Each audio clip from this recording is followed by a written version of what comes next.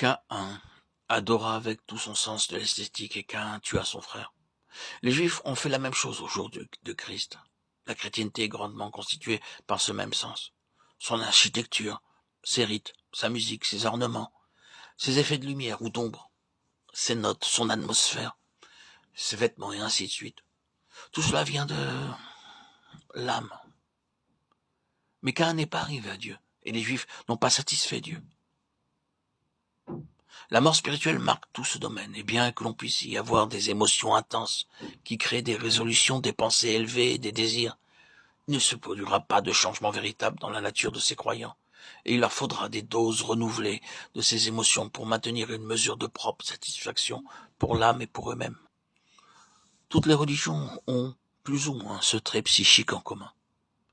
Et c'est ici que l'erreur fatale a été commise par beaucoup de gens religieux. Ils pensent que l'on ne doit pas toucher aux autres religions dans lesquelles les adeptes sont certainement dévoués et sincères, et qu'il faut reconnaître et accepter ce qu'il y a de bon en elles. Cela, c'est confondre la religion avec ce que la Bible appelle être spirituel. La religion peut s'élever à des hauteurs très grandes et sombrer dans de terribles profondeurs.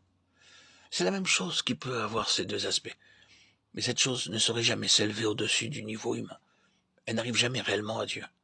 La religion peut être le plus grand ennemi de la vraie pensée de Dieu, parce qu'elle est la meilleure séduction de Satan. L'ascétisme n'est pas plus spirituel que l'esthétisme. Il n'y a pas plus de valeur pour Dieu dans les austérités, les privations, les jeûnes, les rigueurs puritaines, comme telles, que dans leur contraire. La simplicité peut ouvrir l'accès à Dieu, mais elle n'est pas nécessairement spirituelle. Elle peut être simplement une question de goût. Combien les pensées, les aspirations les plus sublimes peuvent souvent accompagner dans la poésie, la musique et l'art, la dégénération et la débauche morale. Combien le mystique peut s'approcher de la vérité dans sa perception et son interprétation. Quelle chose merveilleuse peut voir l'imagination même dans la Bible. Quel tressaillement de crainte, d'admiration, d'extase peuvent émouvoir un auditoire ou une assemblée sous l'effet de la puissance d'une âme. Et il est possible que tout cela ne soit qu'un monde faux, sans résultat divin ou éternel. Tout cela ne peut ne satisfaire que cette vie terrestre, la tirer de sa monotonie. Mais tout finit là. Dans quel monde artificiel nous vivons?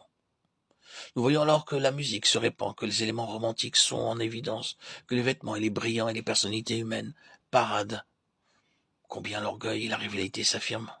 Et quelle puissance de prétention pénètre dans l'atmosphère. Oui, un monde artificiel. Nous y avons été et nous connaissons les réactions qui viennent ensuite. Combien tout est vide, combien tout est vain. Un fruit de la mer morte. La tragédie dans ce mélodrame, c'est que c'est la vie véritable pour beaucoup. Ce monde de l'âme, c'est une imitation du diable. Tout y est faux, où que nous le trouvions, associé à la religion ou ailleurs. Ceux d'entre nous qui avons goûté aux sources de ce monde, nous avons connu la parenté qui existe entre ce qui se trouve là et ce qui est dans la religion en ce qui concerne la nature de l'âme. Ce n'est qu'une différence de royaume, mais non de nature. Une pure imitation de ce qu'est le diable, de ce que veut nous donner, nous inculquer le diable. Ce que produisent la musique et le drame du monde dans un sens, les émotions, les palpitations, les soupirs de l'âme, le pathétique, les larmes, le mépris, la haine, la colère, la mélancolie, le plaisir, viennent de la même source, mais dans un environnement différent et un autre cadre. Et le fait est que ces sensations passent sans que l'on ait fait un seul pas en avant. Une musique un peu meilleure, un autre prédicateur, un lien moins familier, quelques émotions nouvelles, stimuleront peut-être nos âmes. Mais où en sommes-nous après tout? Combien Satan doit rire derrière son manque? Le manque de l'homme, de l'âme, de l'esprit. Satan, masqué, nous manipule. Oh, avoir la réalité de l'éternel.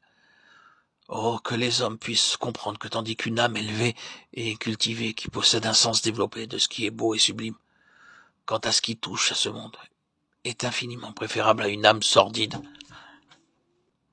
Ce n'est pas nécessairement une garantie que cette âme ait une connaissance personnelle et vivante de Dieu en tant que personne, et qu'elle soit réellement née de nouveau. L'occultisme, le pouvoir de voir plus profondément que les autres, de sentir ce que les autres ne sentent pas, de saisir ce qui est abstrait, de toucher les forces invisibles, ce n'est pas la spiritualité dans le sens divin. Le domaine de l'âme est complexe et dangereux, et il peut soulever beaucoup d'hommes hors d'eux-mêmes. Mais pour les plonger dans une ruine morale, mentale et physique, où il n'y a plus aucune espérance. Lorsque nous prions pour le réveil, soyons bien certains de ce que nous désirons, et prenons garde aux moyens que nous employons pour le susciter ou l'accomplir.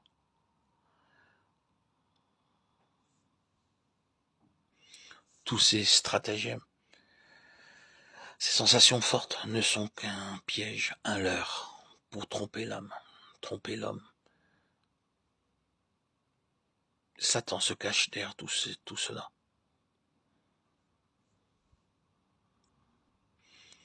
Soyons fermes, veillons.